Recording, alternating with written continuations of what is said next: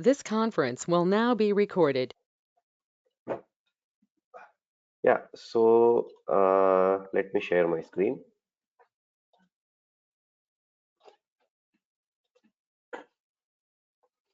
I hope my screen is visible to all, right? Yep. Yeah. Okay, welcome everyone to the course of Chaos Engineering. As a name suggests, there will be a lot of chaos in the course. You will learn a lot of things, how to insert chaos, or as the name suggests, how to insert noise. Uh, I will say simulate noise, or let's say to insert a planned noise into a system so that you can avoid a noise when it happens in production later on. Okay, so chaos engineering is more sort of how you will handle a system, the recovery of a system when a failure occurs. So we will be looking into various scenarios, then various tools, how we do that, and all those in our current course. So if you see the uh, uh,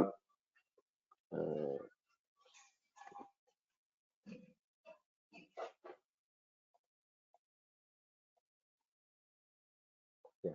So if we see our so if someone see like if they don't know like why what will I get from this course, okay, first of all you would have heard about a current position or a designation or a role which is very popular nowadays called site reliability engineers. So the chaos engineering is a part which is very important. SRE should know. Okay, so whenever you are an SRE, chaos engineering will become a part of your life, or you can say you need to have a mentality of a chaos engineer to become a good site reliability engineer. So I won't say chaos engineering will be the only thing which SRE will do, but chaos engineering is a major part. Like let's say a 50% chunk of chaos engineering comes into the role of SRE. So when if you are planning, or if you want to venture into the role of an SRE or a like and it's not only an SRE role. Let's say you are in testing, let's say a performance or an automation testing, and you need to upskill yourself to one more skill. So chaos engineering is such a skill which is like an add-on. So if a performance engineer knows chaos engineering, it's like an add-on for your designation or the role. It's like a plum on a cake, right? So if you know a chaos engineering, if you know how to perform chaos experiments, if you know how to perform a reliability test using chaos tools, it's like an add-on, and it does adds a lot of value as you move on. And this field is totally very new, and venturing it so early into this will give an edge for you later on, because when this will be at peak, that time you will be already into this trained and ready to do chaos experiments. So it will be an edge for you, because this is at a very primitive stage now, and this has a totally very big potential to grow.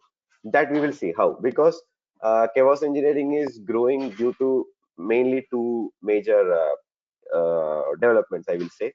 First is the distributed systems, they are increasing. So as you know, like nowadays, most of the applications they are on distributed systems. People are adapting to microservices, Kubernetes. Then there are a lot of automations happening into deployment and all those. So distributed systems are becoming very popular, and chaos engineering uh, it has become a need. Okay, so wherever there is distributed systems, chaos engineering is must. And because the I can say we can call it like a testing, especially for distributed systems, because a distributed system without performing chaos experiments is like a nightmare when it goes to production. So chaos engineering is a need of this current trend, and it will surely boom later on as we are seeing automation or a performance. A chaos tester or a chaos engineer will surely be there in every team later on. And if we talk about this, the tools which we will be studying, we'll be mainly focusing on Gremlin and Chaos Toolkit. Chaos Toolkit is an open source, so we'll be not seeing it extensively, because it's not that developed, and also like it's an open source, so it has its own drawbacks. Okay, for that. currently, as chaos engineering is very new, like just we can call it maybe 4 to 5 years, is the lifespan which chaos engineering has grown massively. And the only reliable tool I will say, compared to all other tools which we have in market, is Gremlin. So we will be seeing Gremlin very extensively, how to apply Gremlin to our project, then how to implement chaos engineering, then how to run tests, how to run the experiments in chaos experiments in Gremlin, and all those. Then we will see like how to build resilient systems. Of course, like we are into chaos engineering, so our main aim is to create a system which is very reliable and resilient. And we will see like how to break the applications using our tools, and how to analyze them with different databases. Then we will also be seeing like how to monitor these results, because running a test is a simple part, but monitoring and analyzing those results, and what you need to extract and all those, we will be seeing how to do that. Then especially Kubernetes is getting hold of the industry, so we need to know how to run chaos experiments in Kubernetes. Then we will be automation has become now a keyword, okay, for every project. Like we have to go for automated pipelines, CI/CD and all. So we'll be seeing how to how to automate chaos using our tool, and how to implement it using a Jenkins pipeline. We will be seeing that. Then at last we will be also uh, working on a certification, which is a preliminary certification by Gremlin. So we will complete that once we complete our course, in live session. But I will say, once you complete our whole course, there won't be any need for me to guide you to complete that certification, because you would have covered every question and every answer in that. It will be like a piece of cake for you. But still, we will be doing that in a live, and we will get complete that certification also, the Gremlin certification. So basically, our course, it will take around 20 plus hours for the course to complete, and it's an extensive course. It covers almost everything what is required for as you enter into this world of chaos engineering. So if you see the syllabus as such, if we go one by one, we have the introduction session where we talk about chaos engineering, the principles, then what all prerequisites, limitations, and all those questions will be answered. Then we see some hands-ons, uh, we will see like what are game days, which is a coined word in chaos engineering. What is it? How to plan game days? How is a chaos experiment designed? We will see all these things in our modules 2. Then as we move on to module 3, it will be extensively on tools like Gremlin, Chaos Toolkit, then different attacks, we call attacks in chaos engineering, which is nothing but noise or a chaos. So we'll see how to use Gremlin to create attacks or noise, how to install them. We'll be seeing it from end-to-end perspective. It's not like just attacking a system, but installing it, installing the agent, configuring it, everything from the scratch. So we'll be having an extensive hands-on. Then we will have a real case studies on different chaos engineering systems and applications. Then we will cover like attacks on Kubernetes, containers, Dockers, databases. Then we will automate our experiments using Jenkins. Yeah. So as if the time permits, later on we may also look into AWS FIS, which is AWS Fault Injection Simulator, by the end of the course, as the time, like as we proceed with the time. But these are, am I not audible? Like I got a message, I'm not audible. I can hear you clearly. Yeah, so Atul, am I not audible? Sorry, my throat is little today. If that is the issue. No, I think you're very much clear. So I think that's fine. Yeah. So he will have some Okay. problem. Okay. Yeah. Okay. So yeah, so that's in a nutshell what we will be seeing. Yeah. So let's deep dive into what our course. Okay. So any questions till now? Like any queries? Like what we will be like anyone has any general queries? Yes, sir. So, do we need Yeah. any programming knowledge or scripting we'll be doing as a part of this course? Yeah. Okay. So that's a good question because many have this doubt because we like as I said, this is a testing domain. Okay, so the coding knowledge as such is not required, but it's ultimately based on the tool. Like for example, the Chaos toolkit is there. It's an open source tool, uh, which is like as you have worked on Jmeter, let's say in performance. Okay, so Jmeter has it's an open source. We don't if we need some customization, we need to code. So in that same way, Chaos toolkit, but Gremlin we are is a tool which we are using, which doesn't require much of a coding. But whatever coding a bit is required, I will be taking in this course. Like for example, some commands. Okay, it's not codes, I will say, but more sort of a Linux commands for installing and all those. So coding knowledge as such is not required. It's not a prerequisite.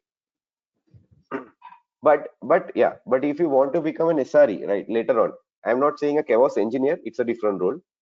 The systems reliability engineer, I'm saying SRE. If you want to become an SRE role, better to have command over any one programming language. Let's say Python or Java.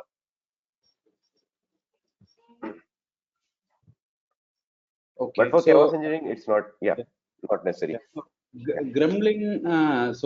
We need to just like, is it like agentless? We just install it across the servers and we collect the metrics or attack the system, or how does it work?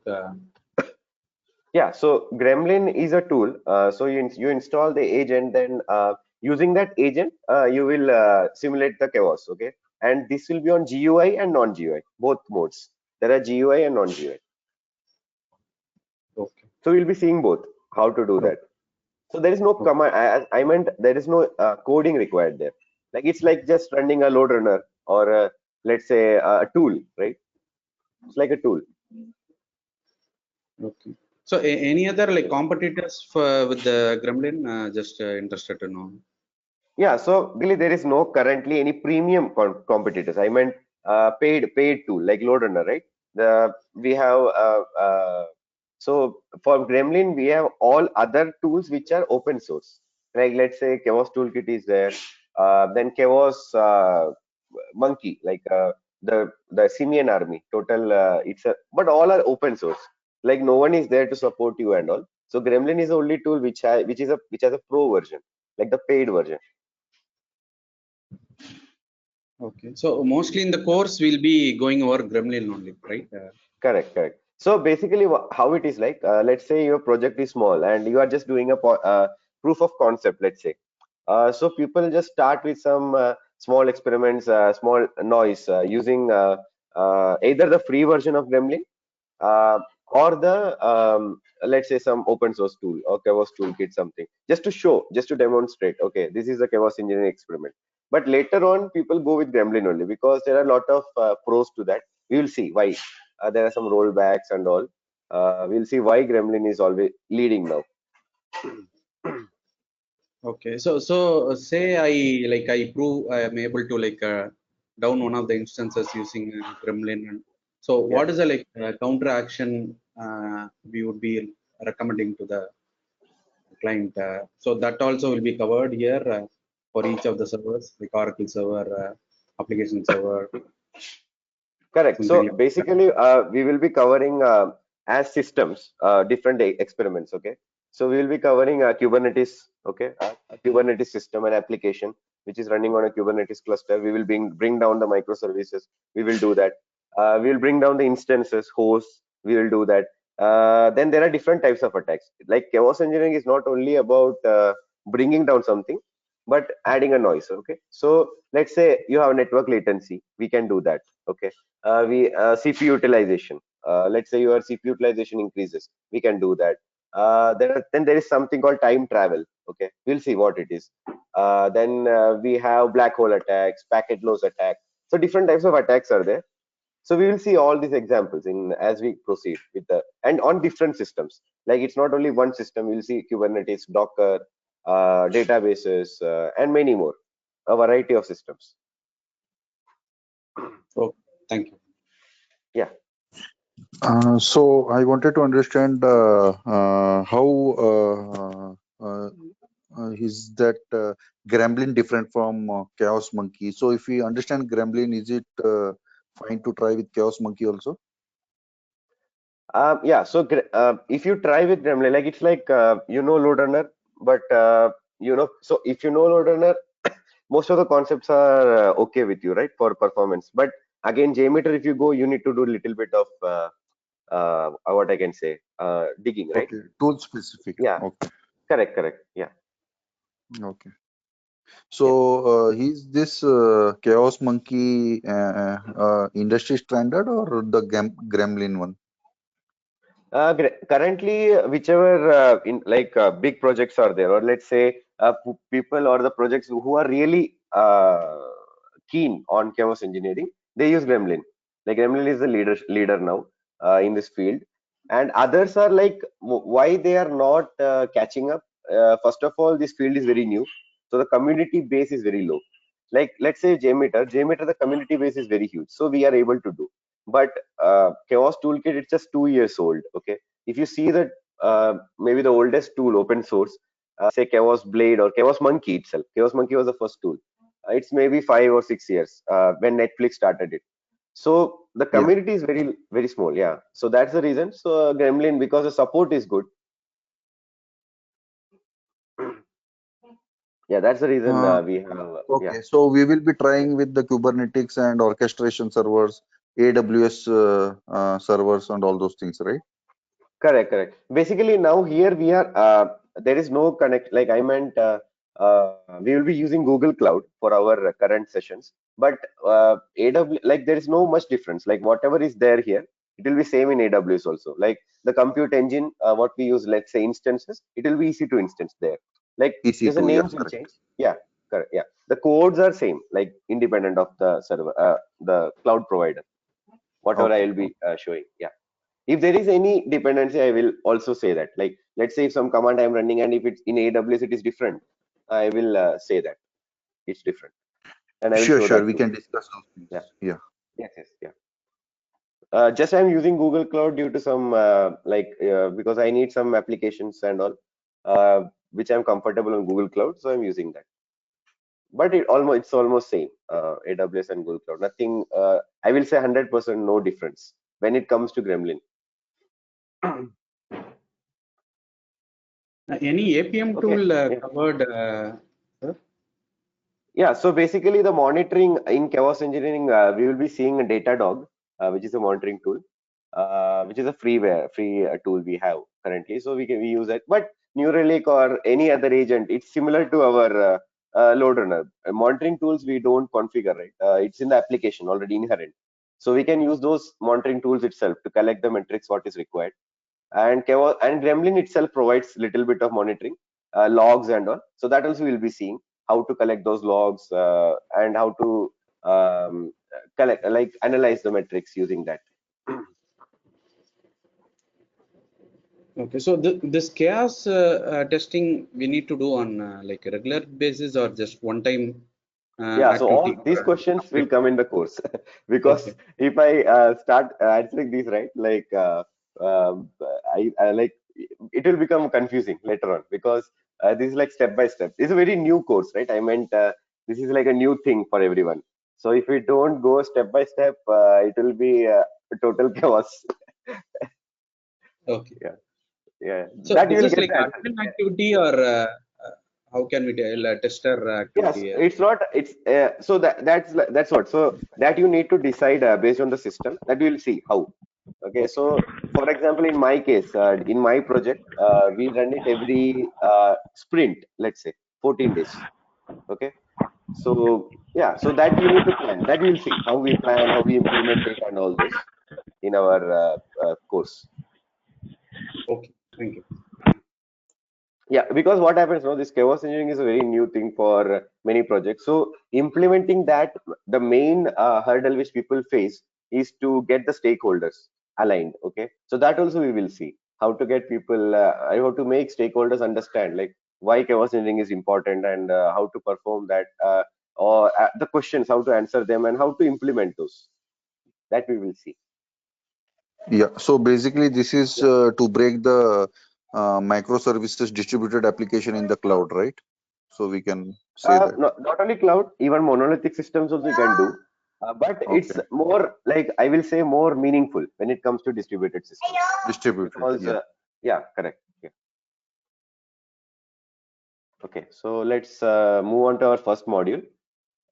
So here we will see a basic introduction of what is chaos engineering, some basic principles, or let's say the major principles which form the foundation of chaos engineering. We will see that.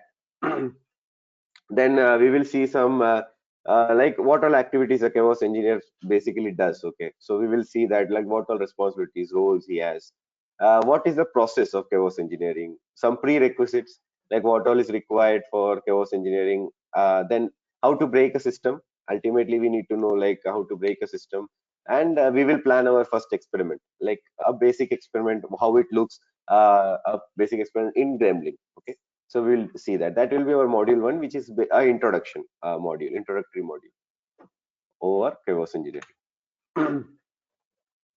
Yeah. So as I said, um, if we track the rise of chaos engineering, first of all, the rise, you can track it from the as I said, as the distributed systems increase, uh, the chaos engineering has become a need. Okay, because more the distributed systems are increasing, it is becoming more and more complex. When an architect designs something, he has some like it's like, for example, he defines something. Okay, we need to proofread that. Okay, like there are different microservices, we have Go programming, we have C, we have different languages on different microservices, different architecture, different databases, all interacting with each other. So it's a really complex system, so we need to understand how they go well together. Okay, how it acts in real production, because chaos engineering is more sort of how you test that in production. Okay, so we are like the ultimate like, let's say, something you're testing in production, so it's like a nightmare for some stakeholders. Like, let's say, like, you're testing it in production, so how will you do that? So these questions come to us. So chaos engineering is like a very critical role, or let's say chaos engineer is a critical role, where you need to know very basic details of the system very well, so that you don't break a system when you do it in production. So that is very important. And if you also, you need to have a rollback plan, right? So if you break a system, and if you say, okay, it's broken, and if you don't have a proper rollback plan, then like it's like a nightmare. Okay, so we need to have that proper rollback plan. So all those, we'll see how we do that, how we plan that. So as I said, so chaos engineering was needed due to this distributed systems came into picture. Then the systems went into cloud, the microservices came. Then, as you know, so this is the main point. Okay, why chaos engineering is very much important. Like, we design a system, we say nothing goes wrong, we do every sort of testing in our system. When it goes to production, but outages happen.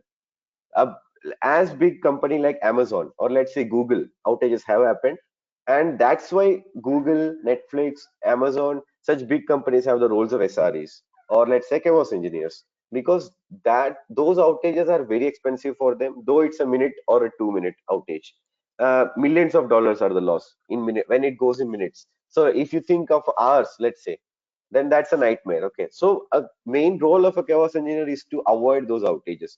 But if some outages have happened already in like historical outages, let's say you have some outages happened, you need to simulate those and fix those so that it doesn't happen again in future. So these are the roles which we need to worry about when we become a chaos engineer.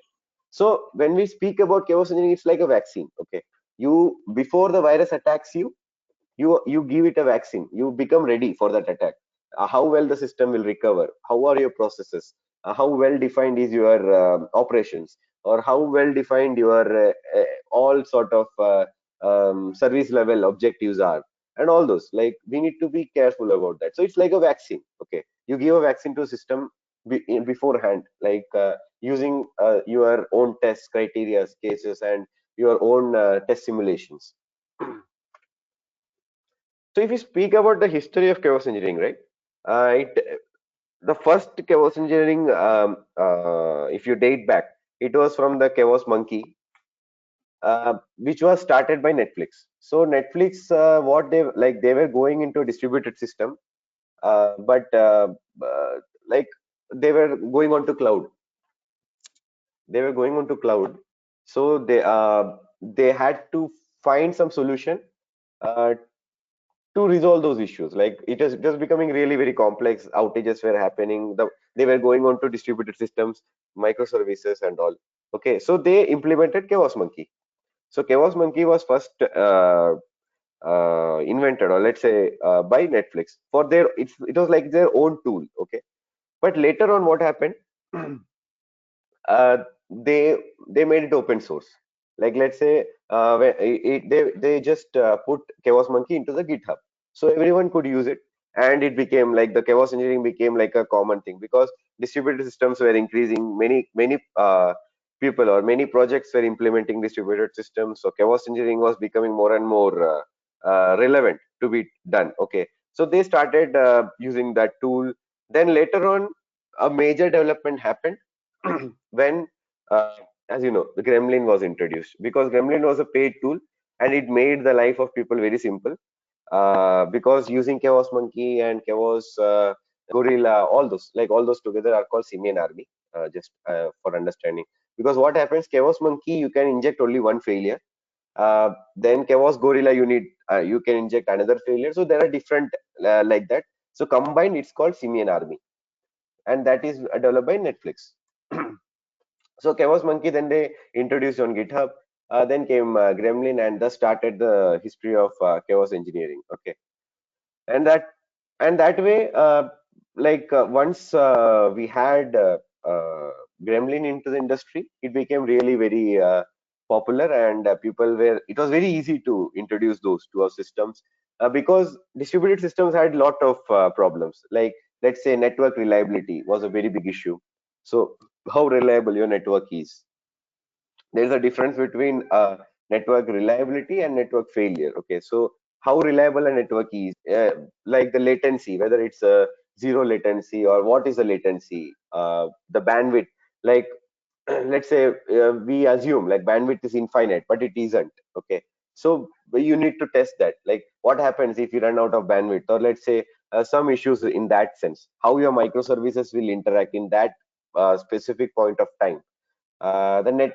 Network security, that was an issue there. Then the topology, or let's say some access issues, like different administrators or different roles assigned. Okay, so due to that, some microservice is not able to access something, and due to that your system fails. Or some network issues which due to some problems in the network due to lot of different connections and homogeneous network issues. So those things, what it did is like it made the systems very complex and outages increased. So that called for a need, like to have a chaos engineering experiment beforehand, where we can test those things as early as possible and fix it. So basically, what is chaos engineering? So chaos engineering is nothing but, as the definition goes, it's a discipline like where you experiment on a system in order to build confidence in the system's capability to withstand turbulent conditions in production. So basically what you do is, as a definition gives you a clear idea, we have our experiments. So we call the experiments in chaos engineering nothing but the failures or the tests which we perform, we call it experiments. And this we perform on a system to build confidence. So what build confidence means is, like if your system we test it, okay, for some chaos, or we test it for some issue. Okay, if the system comes out resilient or reliable, the system is becoming more and more confident for the stakeholders. Like in the production it will not fail, so the system is becoming more and more confident. Like we are becoming more and more confident in the system to while building it, and that okay, no issues will, this issue will not come in production. So we are like trying to build confidence using our experiments, and also withstanding turbulent conditions. So turbulent conditions are not nothing but noises which we insert. Okay, so there can be some conditions which won't happen, but we try to implement those. And as I said, this is very important point: production. Okay, so chaos engineering ultimate goal for us is to run the test in production. Though we run chaos engineering in our lower environments, ultimately we need to run those in production. So we need to be very careful. Like, as you know, production is a main environment, and if you do something wrong there, then it's a total chaos, because you need to have a proper plan, you need to have a rollback plan, everything inside the window and all those. So when before you go to production, you need to have a lot of prerequisites, lot of other things which you would have done in the lower environments. So that we will be seeing. So as such, chaos engineering, first of all, the keywords are we do an experiment, uh, so that we build a confidence in the system that it's reliable, or let's say resilient in all turbulent conditions, and that too in production.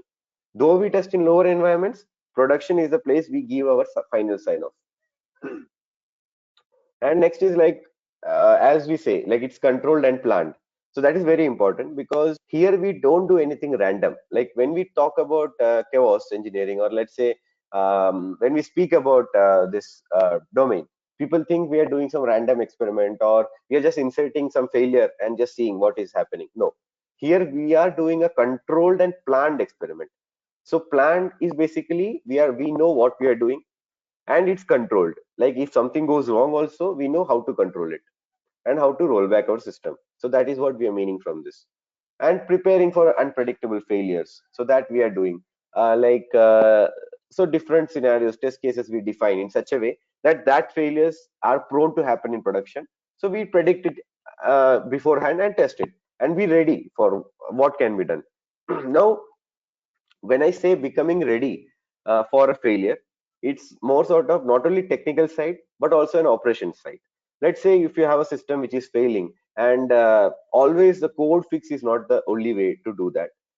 We see whether the operation can be simpler. Let's say if you have a failure, and the mean recovery time was some 10 minutes or 15 minutes, your team took 15 minutes to resolve that issue. But if you can reduce it to 2 minutes or 1 minute, so that is your success. So how did you do that? No, not only by fixing the code or something, but by the operations, the correct flow of people, or the correct point of contacts. If that issue happens, if you can define a correct flow of contacts, or the correct operations in that way, then that's a success for a chaos engineer. So that is like, so chaos engineer can work in two ways to fix an issue. One is through operations, and one is through the technical fixing, which can be done by changing the code or the development, by changing the infrastructure and all those stuff. Then preparing the engineers of failure, as I said. So your experiments will show other, like your team, like what all failures can happen and how to be prepared for those failures, so that you train people. Like it's like a training ground for them. Okay. Then preparing for game days, we will see what is game day. Game day is nothing but the day where you run the chaos experiments. So we will see how to run a game day experiment, and how to proceed with, how to plan, how to implement, and all those incoming sessions. So again, uh, what is chaos engineering? It's a way to improve the SLAs, because what happens, already there are SLAs, but let's say an example, a typical example. You have set some recovery time for a pod. Let's say some pod goes down in a Kubernetes cluster, or some then another pod comes up maybe in 2 minutes. And in your test, if you prove, okay, that 2 minutes is not a proper value, you need to make it 1 minute, so that your system is stable, and your end user doesn't feel any bite of that issue. Okay. So that is like you are giving a new SLA to your architects, or you're giving a team. So it's like architect level recommendation which you're providing to your team, and which is very valuable, because it's ultimately, it's not only finding the issue, but it's also improving things also. So you can improve things more better, to improve the end user experience, to improve the recovery of the system, how well your system is recovering, how fast it is. So that you can work on. You can build and move fast, because once your system is very resilient and reliable, your processes become really fast. You can like deploying it to your production, and production becomes really very like you'll be feeling very confident, and it becomes fast. So build and moving fast becomes simpler. Then your systems become more like, you build the confidence like in your systems increases, as I said, because it's becoming more reliable from your experiments. It reveals the weak points in your systems, as I said. So it's understandable, like when you do the experiments, you look for the weak points and you fix those. Why? When the issue happens. And again, build assurance. Like the end user won't be affected from the any production issues, and the business will go on without any disruption.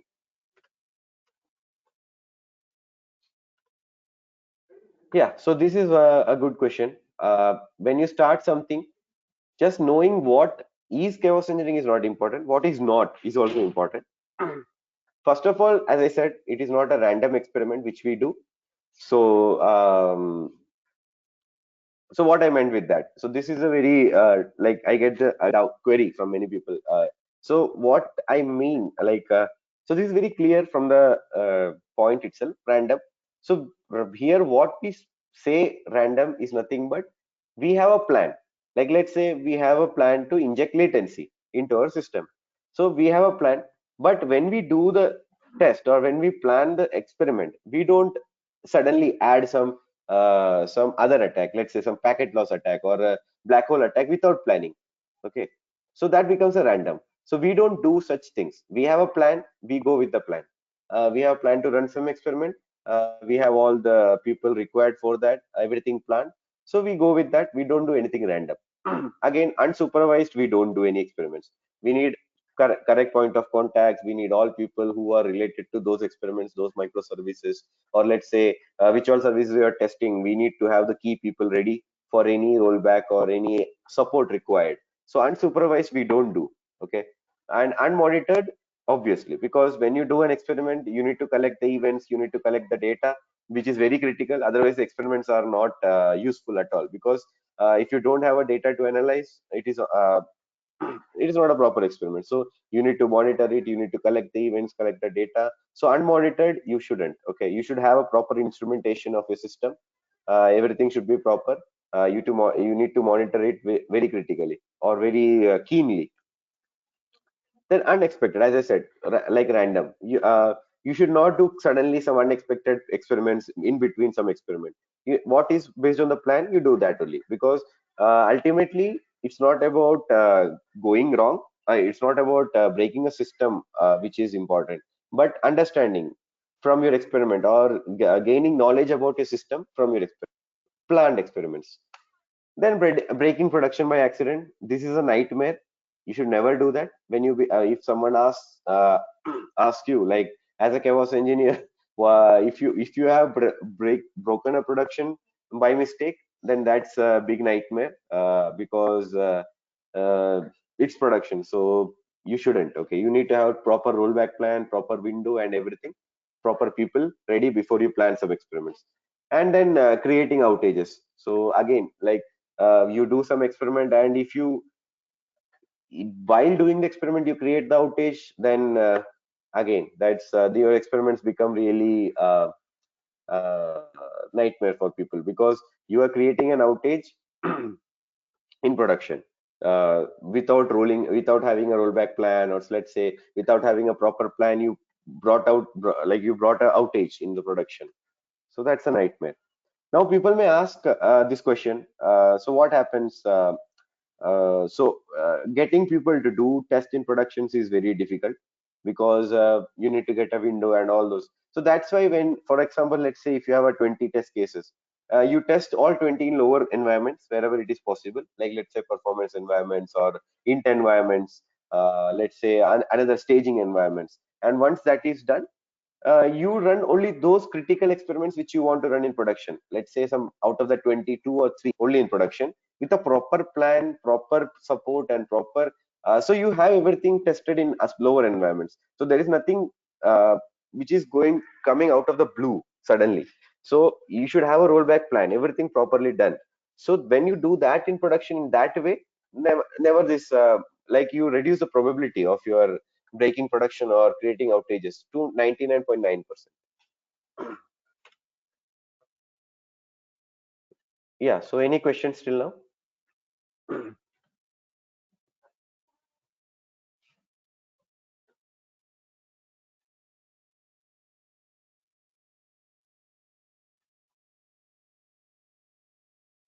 Okay. So for today's session, we will just stop here. We will continue from here tomorrow. Like from next sessions, we will have a further of this module 1, and then we will have hands-on on Gremlin tool. We will see how to use a small attack we will do before we deep dive into Gremlin. Then we will continue with the sessions as we move ahead.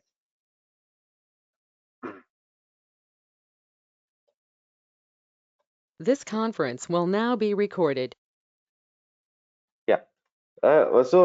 Basically, what happens, right? Sorry, I didn't get your name. It was. Name is Manish. Yeah, Manish. Hi. Yeah. So Manish, basically, what happens, right? In let's say in my case, okay. So that we need to decide by project to project based on the discussion with the stakeholders and all. But in my case, let's say, so we run it every sprint, like every 14 days. We have a sprint. So we run because we follow agile methodology, and so every sprint we have a chaos engineering experiment planned in production. We call it a game day. Okay. So before we do these experiments, right? We have 14 days. So before we do that, we run these experiments in performance and also int environments and staging also. So that's how we do. Okay. So it's not like we don't get a window in production. We get it. We do it during non-business hours and all. We plan it in that way because ultimately chaos engineering experiments are not always breaking a system, right? There are some regression sort of experiments also which you run, like bringing down a pod. So new pod will come. That's what we need to test, right? If the system goes down, then that's a nightmare for auto scaling, or let's say the architect, right? He has not developed the system properly. So running it in production is not a big task because we have already run that in lower environments. So we know what maximum can go wrong. So we roll back. We have the proper people ready, and it's not like for all system at a time we do. We do it one by one, like one microservice at a time. We never do it like for all system at a time. That's a nightmare. Again, it's a complex thing. We never do that because ultimately we don't break the system and lose our total confidence by the stakeholder, because we break the system in production, then the stakeholders lose the confidence. Ultimately we need to bring that confidence in the people. Okay, we are uncovering issues slowly without any effect to the real production environment. So we'll see that how we plan, implement, and all those. So So you mean to say that it never it's never actually big bang kind of testing where like you test whole system altogether. sorry, pardon. Can you repeat that? No, so in chaos engineering we never test Yeah, like in a big bang kind of approach where the whole system will be tested together. correct, correct. So what I will say one thing. We will see one concept called blast radius. So we keep our blast radius as small as possible because first of all, as I said, rollback is a very important term in chaos engineering. Rollback is needs to be surely planned and has to be there because things can go wrong, because that's what is chaos, right? If things go wrong, we need to roll back. So when the whole system you are testing at a time, rollback is very difficult, because if your system is very big and if there are some 10 or 20 microservices, and if you bring all the 10 20 microservices down, first of all it doesn't make sense because you don't find any issue when you test it as a whole. You test it block by block, small groups, or let's say small layers. So in that way you find the issue, and you should resolve it. So you never test a system as a whole. Correct. Though to Okay, play around, you can do it in performance environment or staging environment. We do that because just to learning purpose, or let's say just to get more idea of the system in lower environment. But production, we don't. Strictly no. So we can try in our systems also, right? Installing Gremlin and all. Correct, correct. You can do it in, but anyways, you can do it in cloud. There are free version, right? In cloud, you can do anything Okay. what you want in cloud. Yeah. Okay. So totally, yeah. I will show you everything from scratch how to do that. So just You will one see. question, Yeah. you have talked about that chaos engineering is most successful in when we have the microservice architecture. So still it is Sorry, Devanshu, useful your for the sound is movie. little low. Uh, is that clear now? Yeah, it's better. Yeah, but little, can you be little loud? Lit. Yeah, okay. Just I want to say that you have said that chaos engineering is most successful in the microservice architecture. As our application is monolithic, so is that still be useful for the monolithic one also? Yeah, so basically how it is like, when let's say my project, okay, we also started with a monolithic only. Then we moved on to distributed. When we had a monolithic system, we had our own experiments, which can be run on monolithic systems. But when it went to distributed system, the number of experiments, or the, let's say, the scope increased. That's what I meant. Okay. And Gremlin is the one which can be capable for both of the architecture. It is independent Correct, correct. of that. Yeah, so Okay. I won't say capable, because there are other tools also which are capable, and like there are, we'll see tool comparisons, like some lot of tools are there. We'll see all those comparisons. Why we come back to Gremlin again? But the main reason why we go for Gremlin is, first is reliability, because we are doing a reliability test, so the tool should be reliable first of all. So Gremlin is really reliable currently, whatever is there in the market for now. So Gremlin is reliable. Second thing is the support. Gremlin support is there, but others are open source, so no support. If something goes wrong, you have to fix it in the code, or let's say in the tool. Yeah, so Gremlin tool which people go for, who are really very much what I can say, very much who give very much importance to chaos engineering in their project. Okay. Got it. Thank you. Yeah,